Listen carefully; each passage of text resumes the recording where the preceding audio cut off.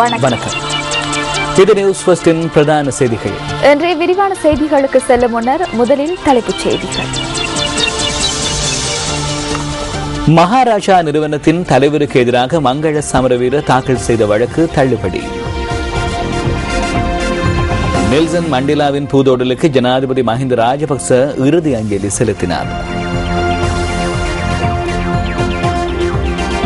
மண்டேலாவின் கொள்கைகளை இலங்கை முன்னுதாரணமாக கொள்ள வேண்டும், பிரித்தானிய பிரதமர் தெரிவிப்பு.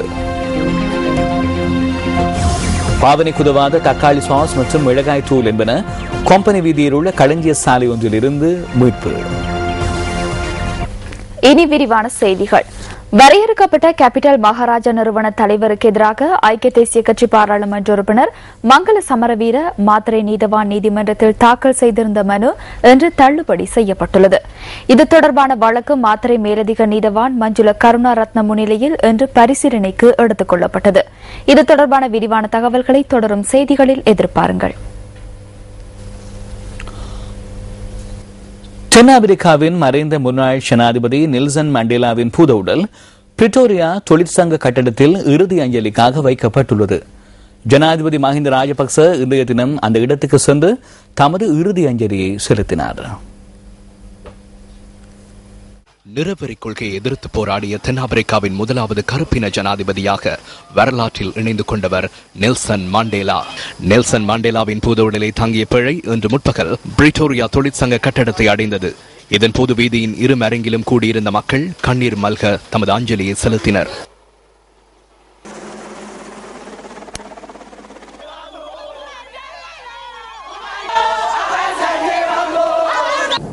இன்று முதல் தொடர்ந்து 3 நாட்களுக்கு மண்டேலாவின் பூதவுடல் இறுதி அஞ்சலிக்காக இங்கு வைக்கப்பட்டிருக்கும். 1994 ஆண்டில் நெல்சன் மண்டேலா அந்த நாட்டின் ஜனாதிபதியாக பதவி பிரமாணம் செய்து கொண்ட இடம் இது என்பது குறிப்பிடத்தக்கது. அன்றிலிருந்து தொடர்ந்து 5 வருடங்களாக தென்னாப்பிரிக்காவின் ஜனாதிபதியாக அவர் பதவி வகித்தார். 95 வயதான நெல்சன் மண்டேலா கடந்த 5ஆம் திகதி நித்திய இளைப்பாறுதலை அடைந்தார். பிரிட்டோரியா தொழிற்சங்க கட்டிடத்தில் வைக்கப்பட்டுள்ள ஆனாரின் புது உடலுக்கு இறுதி அஞ்சலி செலுத்துவதற்காக பல்வேறு நாடுகளின் அரசு தலைவர்களும் முன்னாள் அரசு தலைவர்களும் ஒன்று கூடியுள்ளனர். தென்னாப்பிரிக்காவின் மறைந்த முன்னாள் ஜனாதிபதி நெல்சன் மண்டேலாவின் இறுதிச் சடங்கு எதிர்வரும் 15ஆம் திகதி தென்னாப்பிரிக்காவின் கிழக்கு கேப் மாநிலத்தில் உள்ள அவரது சொந்த கிராமமான குனுவில் நல்லடக்கம் செய்யப்பட உள்ளது.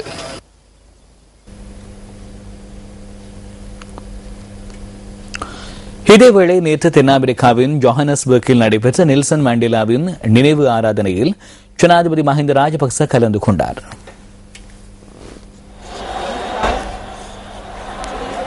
இந்த ஆராதனை தென்னாப்பிரிக்காவின் FNB மைதானத்தில் நடைபெற்றது. ஆராதனையின் பின்னர் ஜனாதிபதி மஹிந்த ராஜபக்ச அங்கு வந்திருந்த பன்னாட்டு தலைவர்கள் சிலருடன் பேச்சுக்களிலும் ஈடுபட்டார்.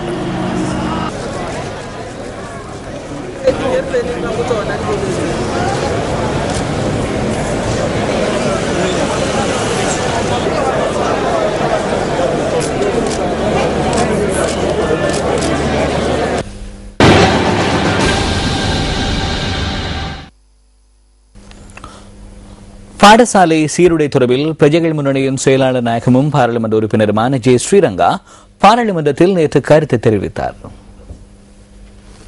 பாடசாலை மாணவர்களுக்கான உடைகளிலே ஒரே ஒரு கம்பெனிக்கு மாத்திரம் டெண்டர் இல்லாமல் உள்ளூர் தயாரிப்புக்கு நாங்கள் ப்ரமோட் பண்ண வேண்டும் என்று பாடசாலை மாணவர்களுக்கான துணிகள் கொடுக்கப்படுகின்றன. இதனால் இன்று பாராளுமன்றத்திலே முன்னாள் பிரதம மந்திரி ரட்டஸ்ரீ விக்ரமநாயக்கா தலைமையிலே ஒரு குழு ஒன்று போடப்பட்டு இன்று விளங்கப்பட்டதில் அங்கே கொடுக்கப்பட்ட பாடசாலை துணிகளில் தரம் குறைந்திருப்பது அடையாளம் காணப்பட்டுள்ளது. ஆனால் முற்றுமுழுதாக ஒரே ஒரு ஆளுக்கு மாத்திரம் அதை கொடுத்ததன் ஊடாக அதில் ஒரு உள்ளூர் உற்பத்தியில் ஒரு அபிவிருத்தியையும் காணவில்லை. இது உண்மையில் நடந்ததுன்னா அந்த ஒரு ஆளுக்கும் அந்த லாபத்தை அடைவதற்கான ஒரு இதை தீட்டப்பட்டதிலே சைனாவில் இருந்து துணிகள் வந்து அந்த நூலை மாத்திரம் வெட்டிவிட்டு இன்று சொல்கிறார்கள் உள்ளூர் உற்பத்தியை நாங்கள் இதன்றதுக்காகத்தான் நாங்கள் இந்த வெளிநாட்டிலிருந்து நாங்கள் இறக்குமதியை தடுக்க வேண்டும், அதற்காகத்தான் நாங்கள் இதை செய்தோம் என்று கூறுகிறார்கள். ஊடகவியலாளர்களை கொலை செய்தவர்களை கைது செய்வதற்கு அரசாங்கம் இதுவரை நடவடிக்கை எடுக்கவில்லை என தமிழ் தேசிய கூட்டமைப்பின் பாராளுமன்ற உறுப்பினர் பி அரியநேத்திரன் தெரிவித்துள்ளார். பாராளுமன்றத்தில் இடம்பெற்ற விவாதத்தின் போதே அவர் இந்த விடயத்தினை குறிப்பிட்டார்.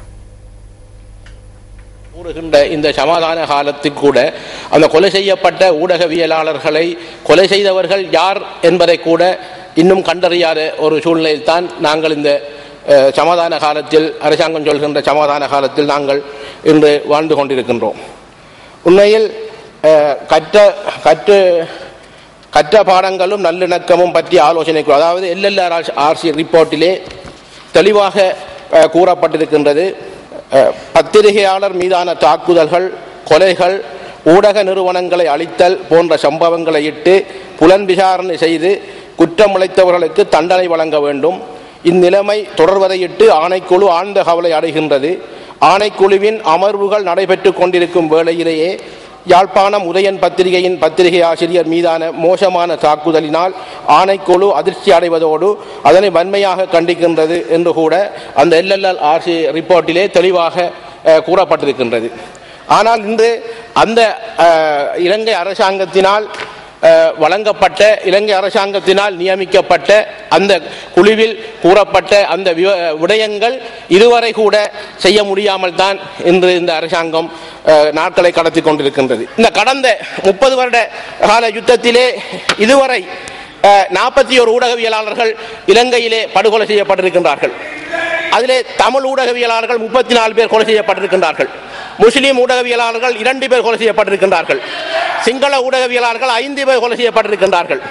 ஆனால் யார் அரசாங்கத்தில் இருந்தாலும் ஊடகவியலாளர்கள் கொலை செய்யப்பட்ட வரலாறு தான் இந்த நாட்டிலே இருந்து கொண்டிருக்கின்றது. பிரேமதாசா ஜனாதிபதியாக இருந்த காலத்தில் 2 பேர் கொலை செய்யப்பட்டார்கள்.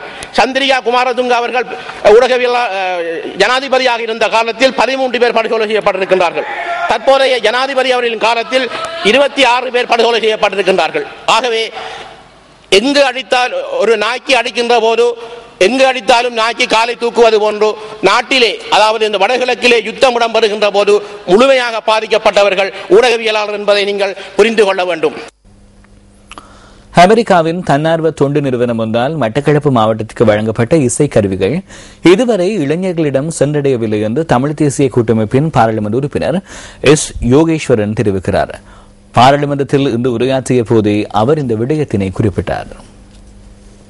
தேசிய இளைஞர் சேவைகள் மன்றத்துக்கு மட்டக்களப்பு மாவட்ட காரியாலயத்தின் மாவட்ட சம்மேளனத்திற்கு USA தன்னார்வ தொண்ட நிறுவனத்தினால் 50 லட்சம் நிதியில் இசைக்கருவிகள் வழங்கப்பட்டது. ஆனால் இந்த இசைக்கருவிகள் சார்பாகவும் இந்த பாராளுமன்றத்திலும் அமைச்சின் ஆலோசனை குழு கூட்டத்திலும் தெரிவித்தேன். அந்த இசைக்கருவிகளை சில அரசியல்வாதிகள் சுரண்டி சென்று விட்டார்கள். ஆனால் இன்னும் அது இளைஞர்களிடம் சென்றடையவில்லை. அந்த 50 லட்சம் பெறுமதியான இசைக்கருவிகளையும் பெறுவதற்கு அமைச்சர் முயற்சி எடுக்க வேண்டும் என்று கேட்டுக்கொள்கிறேன். அப்போது உதவி கல்வி பணிப்பாளராக மட்டக்களப்பு தேசிய இளைஞர் மன்ற காரியாலயத்தில் இருந்தவர் தான் இப்போது அங்கு மாகாண பணிப்பாளராக இருக்கிறார். ஆகவே அவரை பயன்படுத்தி அது எங்கு சென்றது என்பதை அறிந்து அதனை பெற வேண்டும் என்று கேட்டுக்கின்றேன். சிந்தனையை தூண்டும் அறிஞர் வாக்கு அடுத்து.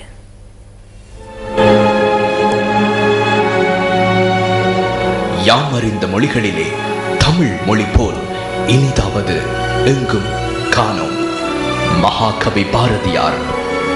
உங்கள் மனம் கவர்ந்த பொன்மொழிகளை நியூஸ் ஃபர்ஸ்ட் சக்தி அறிஞர் வாக்கு பகுதிக்கு அனுப்பி வையுங்கள்.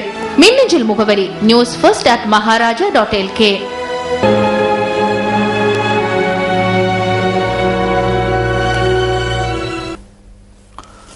பெரும்பாலானவர்கள் தமக்கு எதிராக தெரிவிக்கும் குற்றச்சாட்டுகள் தொடர்பாக ஐக்கிய தேசிய கட்சியின் பாராளுமன்ற உறுப்பினர் சஜித் பிரேமதாச இன்று கருத்து வெளியிட்டார். ஹம்பாந்தோட்டை பிரதேச செயலகத்துக்கு உட்பட்ட பகுதியில் இன்று இடம்பெற்ற நிகழ்வொன்றில் கலந்து கொண்டு கருத்து தெரிவிக்கும் போது அவர் இதனை தெரிவித்தார்.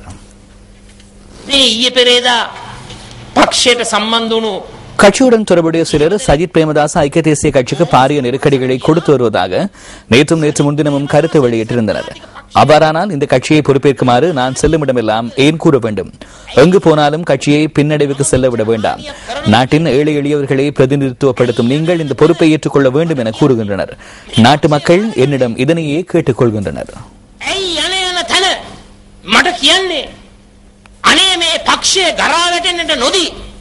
මේ රටේ දුප්පත් ග්‍රාමීය නාගරික පුංචි මිනිස්සයා නියෝජනය කරන්නට ඔබ ඒ වගකීම බාර ගන්නයි කියන කතාව. ඇයි වීදියක් මාවතක් ඔස්සේ යනකොට ඇයි දෙයනේ මට රටේ ජනතාව මගෙන් ඉල්ලුම් කරන්නේ? பாவனைக்கு உதவாத தக்காளி சாஸ் மற்றும் மிளகாய் தூள் என்பவற்றை கொம்பனி வீதியில் அமைந்துள்ள களஞ்சிய சாலையில் இருந்து இன்று மீட்கப்பட்டது. வர்த்தக அமைச்சுக்கு கிடைக்கப்பெற்ற தகவல்களை அடுத்து இந்த முற்றுகை நடவடிக்கை முன்னெடுக்கப்பட்டுள்ளது. பாவனைக்கு உதவாத குறித்த பொருட்கள் சுமார் 3 லட்சம் ரூபாய் பெறுமதி வாய்ந்ததுடன் அவற்றை நுகர்வோர் அதிகார சபை கையகப்படுத்தியுள்ளது. මිරිස් කුඩු වලට ඒක වටානා පිටි සහ බෙදපු மிளகாய் தூள்களுக்கு வட்டானா மாவு மற்றும் காலாவதியான வறுத்த அரிசி மா போன்றவை கலக்கப்பட்டுள்ளது. உரிய நிறத்தை பெற்றுக்கொள்ள ஃபேப்ரிக் நிறப்பூச்சி பயன்படுத்தப்பட்டுள்ளது. இந்த நிறப்பூச்சியானது உடைகளில் வர்ணம் தீட்டுவதற்காக பயன்படுத்தப்படும் ஒன்றாகும். இது உணவுக்கு உகந்ததல்ல. அதேபோன்று இவர்கள் மேலும் ஒரு உற்பத்தி நிலையம் ஒன்றையும் வைத்துள்ளனர். இதில் தக்காளி சாஸ் தயாரிக்கப்படுகிறது. சோளம், மா மற்றும் செயற்கையான ரசாயன பசலை ஒன்றும் கலக்கப்பட்டு இந்த சாஸ் தயாரிக்கப்பட்டுள்ளது. இந்த பசையை கலந்தவுடன் அந்த கலவை சாஸை போன்று காணப்படும். இதன் பின்னர் இதற்கு வர்ணப்பூச்சிகள் சேர்க்கப்பட்டு தக்காளி சாஸ் கலவை தயாரிக்கப்படுகிறது. ஆனால் இந்த கலவை குறித்து தகவல் கிடைத்தவுடன் சந்தையில் குறித்த பொருட்களை விநியோகித்த பின்னரே இந்த முற்றுகையை மேற்கொண்டோம். தக்காளி சாஸ் நாமிங் வெலத போல்ට නිකුත් කිරීමේදී තමයි අපි මේ වැටලීම සිදු කළේ. இது தொடர்பில் எதிர்காலத்தில் சட்ட நடவடிக்கை மேற்கொள்ள உள்ளதாக கொழும்பு மாவட்ட முற்றுகை பிரிவின் அதிகாரி தெரிவித்தார்.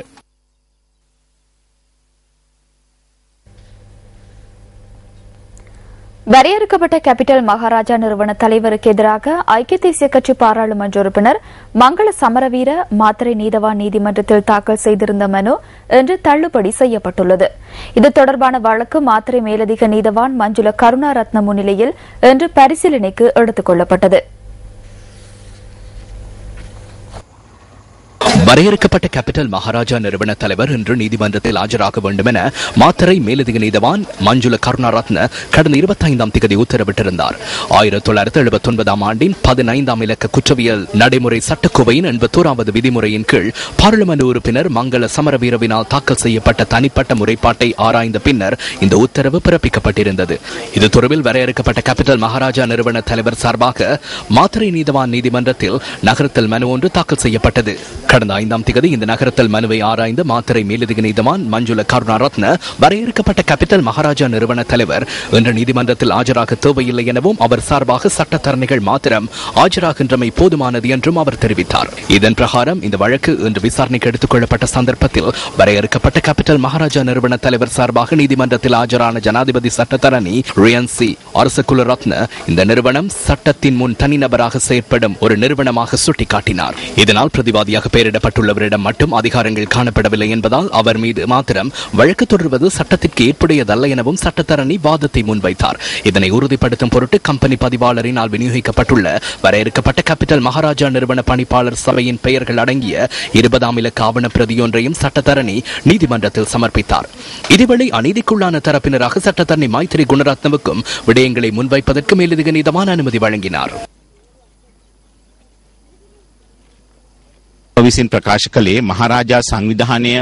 மகாராஜா நிறுவனம் சட்டத்தின் முன் தனிநபராக இயங்கும் நிறுவனமாகும் எனவும் அந்த தனிநபரின் கீழ் பணிப்பாளர் சபை ஒன்று இருக்கிறது எனவும் நாம் தெரிவித்தோம். சுமார் 15 பேர் இந்த பணிப்பாளர் சபையில் அடங்குகின்றனர். இது தொடர்பில் கம்பெனி பதிவாளரினால் பதிவு செய்யப்பட்டுள்ள ஆவணங்களை நாம் நீதிமன்றத்தில் சமர்ப்பித்தோம். இந்த ஆவணங்களின் பிரகாரம் பிரதிவாதியாக பெயரிடப்பட்டுள்ளவரை இந்த நீதிமன்றத்துக்கு அழைக்க முடியாது. அவரிடம் தனியான அதிகாரங்கள் காணப்படவில்லை. அங்கு குழும அதிகாரமே காணப்படுகிறது என்பதை நீதிமன்றத்துக்கு நாம் எடுத்துரைத்தோம். இந்த நிலைமையின் கீழ் தனக்கும் அநீதி இழைக்கப்பட்டுள்ளதாக தெரிவித்த சட்டத்தரணி மைத்ரி குணரத்ன தனக்கும் விடயங்களை தெளிவுபடுத்துவதற்கு சந்தர்ப்பம் வழங்குமாறு கோரிக்கை விடுத்தார். அவருக்கு அதற்கான சந்தர்ப்பம் வழங்கப்பட்ட பின்னர் வழக்கின் தீர்ப்பினை பிற்பகல் அறிவிப்பதாக மேலதிக நீதவான் அறிவித்தார். அதன்படி பிற்பகல் வழக்கின் தீர்ப்பை அறிவித்தார். சட்டத்தரணி ராமச்சந்திர குணசேகரவின் வழிகாட்டலின் கீழ் ஜனாதிபதி சட்டத்தரணி ரியான்சி அரசகுலரத்னவுடன் ஜி அருள் பிரகாசம், URD சில்வா, நலித இந்திரதிஸ்ஸ, வசந்த பட்டகொட, சுசாரடினால், விஸ்வாடி லிவேரா தென்னகோன், நிரஞ்சன் அருள் பிரகாசம் மற்றும் நதி சரச்சந்திர ஆகிய சட்டத்தரணிகள் குழு இதன் போது ஆஜராகியிருந்தது.